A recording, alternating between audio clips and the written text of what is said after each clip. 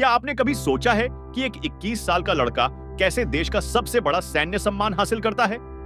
कैसे एक युवा टैंक कमांडर अपने जलते हुए टैंक में बैठा रहता है और दुश्मन के 14 टैंकों को तबाह करता है? और 30 साल बाद जिस पाकिस्तानी ऑफिसर ने उसे मारा, वो उसके पिता से माफी मांगता है। तो सुनिए सेकंड लेफ्टिनेंट अरुण खेत्रपाल की कहानी, जो 21 साल की उम्र में शहीद हुए और भारत के सबसे युवा परमवीर चक्र विजेता बने। ये है 1971 की जंग, बसंतर नदी की लड़ाई और एक अमर शहीद की गाथा। तो दोस्तों, ये कहानी शुरू होती है दो अलग अलग टाइमलाइन से। एक तरफ है साल 1971, जब भारत पाकिस्तान के बीच युद्ध चल रहा था, और दूसरी तरफ है साल 2001, जब युद्ध खत्म हुए 30 साल बीत चुके हैं। आइए पहले 1971 की कहानी से शुरू करते हैं। 14 अक्टूबर 1971 अहमदनगर की ट्रेनिंग कैंप में सेकंड लेफ्टिनेंट अरुण खेत्रपाल अपना 21वां जन्मदिन मना रहे हैं। उनके साथ उनके दोस्त हैं, उनकी यूनिट के लोग हैं और सब मिलकर खुशी मना रहे हैं। केक काटा जाता है, अरुण के चेहरे पर केक लगाया जाता है और वो हंसते हुए कहते हैं, अब मैं 21 का हो गया। लेकिन यह जश्न ज्यादा देर तक नहीं चलता। अचानक अनाउंसमेंट होता है। सभी अधिकारियों को सूचित किया जाता है कि आज से सारी ट्रेनिंग रद्द की जाती है। बॉर्डर पर तनाव बढ़ गया है। सभी को तुरंत अपनी यूनिट में रिपोर्ट करना है। युवा अधिकारियों के चेहरे पर एक अजीब सी गंभीरता छा जाती है। वो सब जानते हैं कि इसका मतलब क्या है, युद्ध होने वाला है। अब कहानी एक महीना पीछे जाती है। हम अरुण खेत्रपाल को उनकी पर्सनल लाइफ में देखते हैं। अरुण पुणे के रहने वाले हैं और एक सैन्य परिवार से आते हैं। उनके पिता लेफ्टिनेंट कर्नल मदन लाल खेत्रपाल हैं, जो इंडियन आर्मी में सर्विस करते हैं। उनके दादा और परदादा भी फौज में थे। अरुण को एक लड़की से प्यार है, किरण कोचर। किरण एक सुंदर और स्मार्ट लड़की है। दोनों एक दूसरे से बहुत प्यार करते हैं और शादी की प्लानिंग कर रहे हैं। लेकिन जून 1971 में किरण अरुण से ब्रेकअप कर देती है। क्यों? क्योंकि उसे डर है। उसे डर है कि अगर युद्ध हुआ तो अरुण चले जाएंगे और शायद वापस ना आए। अरुण को बहुत दुख होता है, लेकिन वो किरण को समझते हैं। वो कहते हैं, मैं तुम्हें प्यार करता हूं किरण, लेकिन मेरा पहला प्यार मेरा देश है, मुझे माफ करना। किरण रोते हुए चली जाती है। अब अरुण पूरी तरह से अपनी ड्यूटी पर फोकस करते हैं। वो 17 पूना हॉर्स रेजिमेंट में टैंक कमांडर हैं। उनके टैंक का नाम है फेमागुस्टा, नंबर JX 202। ये एक ब्रिटिश सेंचुरियन टैंक है। 3 दिसंबर 1971 प्रधानमंत्री इंदिरा गांधी पाकिस्तान के खिलाफ युद्ध की घोषणा करती है। पूरे देश में इमरजेंसी लागू हो जाती है। अरुण और उनकी 17 पूना हॉर्स रेजिमेंट को शकरगढ़ सेक्टर में भेजा जाता है। उनका मिशन है बसंतर नदी के पार एक ब्रिजहेड स्थापित करना। बसंतर नदी रावी नदी की एक सहायक नदी है, जो पंजाब के शकरगढ़ इलाके में बहती है। यह इलाका बहुत ही स्ट्रेटेजिकली इंपॉर्टेंट है, क्योंकि यहां से पठानकोट जम्मू का रास्ता जाता है। अगर पाकिस्तान इस इलाके पर कब्जा कर ले तो वो कश्मीर को भारत से काट सकता है। इसलिए इस इलाके को बचाना बेहद जरूरी है। 4 दिसंबर से 15 दिसंबर तक लगातार लड़ाई होती है। इंडियन आर्मी धीरे धीरे आगे बढ़ती है, लेकिन पाकिस्तान ने पूरे इलाके में माइंस बिछा रखी हैं। हर कदम पर खतरा है। अरुण और उनकी रेजिमेंट बहादुरी से लड़ते हैं। वो माइनफील्ड्स को पार करते हैं, दुश्मन के बंकरों को तबाह करते हैं और आगे बढ़ते रहते हैं। 15 दिसंबर तक इंडियन आर्मी बसंतर नदी पार कर लेती है और ब्रिजहेड स्थापित कर लेती है। ये एक बड़ी जीत है, लेकिन पाकिस्तान हार मानने वाला नहीं है। 16 दिसंबर 1971 सुबह का समय है। पाकिस्तान की 8वीं आर्मर्ड ब्रिगेड एक बड़ा काउंटर अटैक लॉन्च करती है। उनके पास है 13 लांसर्स रेजिमेंट, जिसमें नए और शक्तिशाली अमेरिकन पैटर्न टैंक है। ये Patton tank Indian Centurion tank से ज्यादा ताकतवर है। पाकिस्तानी टैंकों की एक पूरी फौज जरपाल की तरफ बढ़ती है। उनका मकसद है इंडियन पोजीशन को तोड़ना और बसंतर नदी पर फिर से कब्जा करना। बी स्क्वाड्रन 17 पूना हॉर्स को हमले का सामना करना पड़ता है। स्थिति बहुत गंभीर हो जाती है। स्क्वाड्रन कमांडर रेडियो पर मदद मांगते हैं, हमें तुरंत रीइंफोर्समेंट चाहिए, दुश्मन बहुत ताकतवर है। इस ट्रांसमिशन को सेकंड लेफ्टिनेंट अरुण खेत्रपाल सुनते हैं। अरुण ए स्क्वाड्रन में हैं, जो दूसरी जगह पर है। अरुण तुरंत फैसला करते हैं। वो अपने commanding officer lieutenant colonel Hanut Singh से कहते हैं, सर मुझे जाने दीजिए, मैं बी स्क्वाड्रन की मदद करूंगा। कर्नल हनुत सिंह सोच में पड़ जाते हैं। रास्ता खतरनाक है, माइनफील्ड्स हैं और दुश्मन बहुत मजबूत है, लेकिन फिर भी वो अरुण को परमिशन दे देते हैं। जाओ अरुण, लेकिन संभल कर। अरुण अपनी टैंक फेमागुस्टा में बैठते हैं। उनके साथ हैं ड्राइवर सोवार पराग सिंह और गनर। कुल 3 टैंक आगे बढ़ते हैं।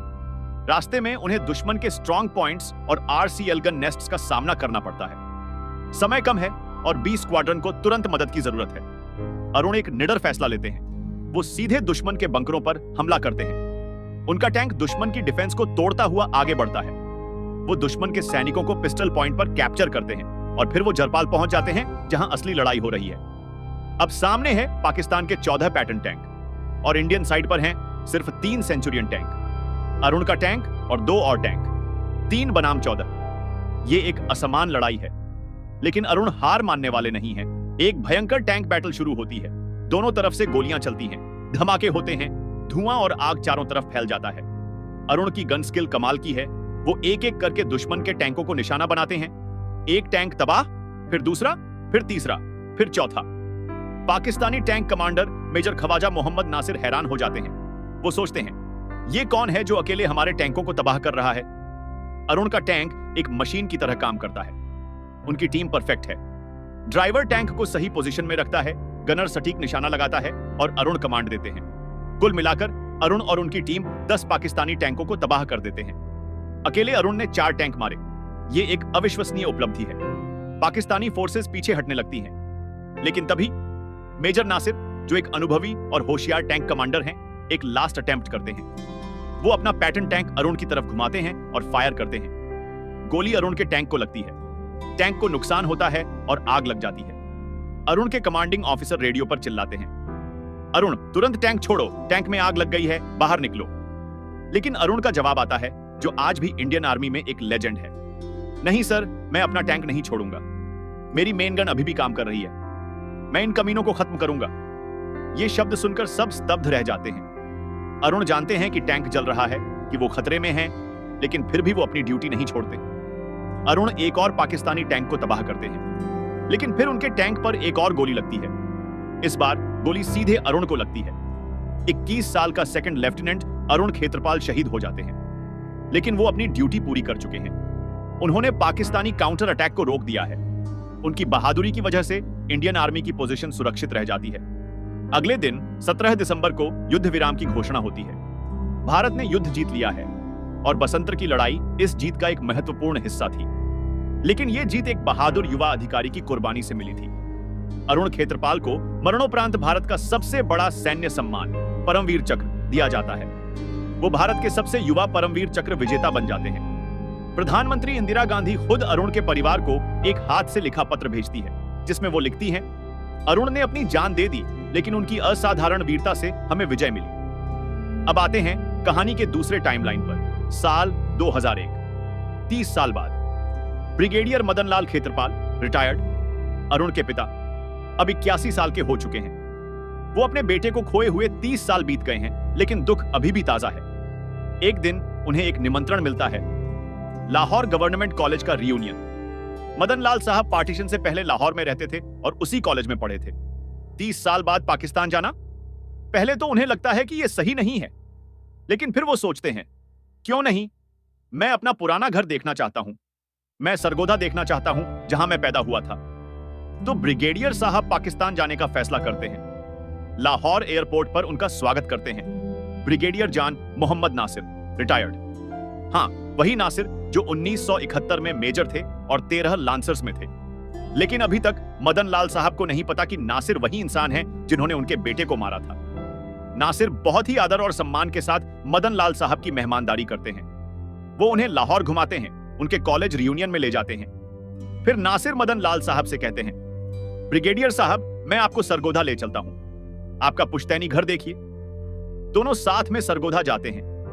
मदन लाल साहब अपना पुराना घर देखते हैं, जहां उन्होंने अपना बचपन बिताया था। बहुत सारी यादें ताजा हो जाती हैं। फिर एक दिन नासिर मदन लाल साहब से कहते हैं, क्या आप मेरे साथ एक जगह चलेंगे? मदन लाल साहब कहते हैं, बिल्कुल बेटा, कहां चलना है? नासिर कहते हैं, बसंतर। बसंतर का नाम सुनते ही मदन लाल साहब का दिल कांप जाता है। वो जानते हैं कि बसंतर वही जगह है जहां उनके बेटे ने अपनी आखिरी सांस ली थी। दोनों बसंतर पहुंचते हैं। ये एक शांत इलाका है। अब कोई युद्ध नहीं है, कोई गोलियां नहीं है, बस एक खेत है और एक पुराना पेड़। नासिर मदन लाल साहब को उस पेड़ के पास ले जाते हैं। फिर वो कहते हैं, ब्रिगेडियर साहब, मुझे कुछ कबूल करना है। मदन लाल साहब, जो नासिर को बेटा कहते हैं, कहिए बेटा, मैं सुन रहा हूं। नासिर की आंखों में आंसू आ जाते हैं। वो कहते हैं, ब्रिगेडियर साहब, 16 दिसंबर 1971 को मैं यहां था। मैं 13 लांसर्स में मेजर था और मैंने ही आपके बेटे अरुण को मारा था। यह सुनकर मदन लाल साहब सन्न रह जाते हैं। उनके सामने खड़ा है वो इंसान जिसने उनके बेटे की जान ली थी, वो इंसान जिसकी वजह से उन्होंने 30 साल तक दुख झेला। लेकिन मदन लाल साहब का रिएक्शन चौंकाने वाला है। वो नासिर के कंधे पर हाथ रखते हैं और कहते हैं, बेटा तुम सिपाही थे, अरुण भी सिपाही था, तुम दोनों अपनी अपनी ड्यूटी कर रहे थे, तुम्हारी कोई गलती नहीं थी। नासिर रोने लगते हैं। वो कहते हैं, ब्रिगेडियर साहब, मैं 30 सालों से इस बोझ को ढो रहा था। मैंने एक बहादुर सैनिक को मारा जो सिर्फ 21 साल का था। मैंने उस दिन देखा था कि कैसे अरुण ने अपने जलते हुए टैंक में बैठकर भी लड़ाई जारी रखी। वो एक असली हीरो थे। नासिर आगे कहते हैं, उस दिन के बाद मैं कभी शांति से नहीं सो पाया। हर रात मुझे अरुण का चेहरा दिखता था। मैं आपसे माफी मांगना चाहता था, लेकिन मुझे नहीं पता था कि कैसे। मदन लाल साहब नासिर को गले लगाते हैं। दो बुजुर्ग सिपाही जो कभी दुश्मन थे, अब एक दूसरे को गले लगाकर रो रहे हैं। मदन लाल साहब कहते हैं, युद्ध किसी को नहीं बख्शता बेटा, ना जीतने वालों को ना हारने वालों को। हम सब इसकी कीमत चुकाते हैं। फिर मदन लाल साहब उस जगह की मिट्टी उठाते हैं जहां अरुण ने अपनी आखिरी सांस ली थी। वो कहते हैं, बारूद से भुनी यह मिट्टी कितनी जिद्दी है, ये जल्दी नहीं भूलती कि इस पर किसने लड़ाई लड़ी। नासिर मदन लाल साहब से कहते हैं, आपके बेटे ने उस दिन हमें सिखाया कि असली बहादुरी क्या होती है। वो एक सच्चे योद्धा थे, मैं हमेशा उनका सम्मान करूंगा। दोनों वहां खड़े होकर शांति से उस जगह को देखते हैं। एक पिता जिसने अपना बेटा खोया और एक सैनिक जिसने अपना दुश्मन मारा लेकिन उसे कभी भूल नहीं पाया। यह सीन फिल्म का सबसे इमोशनल सीन है। धर्मेंद्र की एक्टिंग यहां कमाल की है। उनकी आंखों में दुख, दर्द, लेकिन साथ ही माफी और शांति, सब कुछ दिखता है। फिल्म का अंत एक खूबसूरत नोट पर होता है। हम देखते हैं कि किरण, जो अरुण की गर्लफ्रेंड थी, आज भी हर साल अरुण के जन्मदिन पर खेत्रपाल परिवार को एक केक भेजती है। हालांकि उसने 1971 में अरुण से ब्रेकअप किया था, लेकिन उसने अरुण को कभी नहीं भुलाया। अरुण की याद आज भी जिंदा है। उनका नाम इंडियन आर्मी के इतिहास में सुनहरे अक्षरों में लिखा है। नेशनल डिफेंस एकेडमी का परेड ग्राउंड अरुण के नाम पर है, Khetarpal ground. Indian Military Academy का ऑडिटोरियम और मेन गेट भी उनके नाम पर है। अरुण का टैंक फेमागुस्टा JX 202 आज भी सुरक्षित है। युद्ध के बाद इसे रिस्टोर किया गया और अब यह अहमदनगर के आर्मर्ड कोर्प्स सेंटर में रखा हुआ है। फिल्म का आखिरी सीन फिर से बसंतर की है। मदन लाल साहब वहां खड़े हैं और वो कहते हैं, मेरा दूसरा बेटा अरुण हमेशा 21 का रहेगा। हाँ, अरुण हमेशा 21 के रहेंगे। वो कभी बूढ़े नहीं होंगे, कभी कमजोर नहीं होंगे। वो हमेशा उसी जवान, बहादुर और निडर सैनिक के रूप में याद किए जाएंगे। तो दोस्तों, ये थी 21 की पूरी कहानी। आशा है आपको ये कहानी पसंद आई होगी। जय हिंद।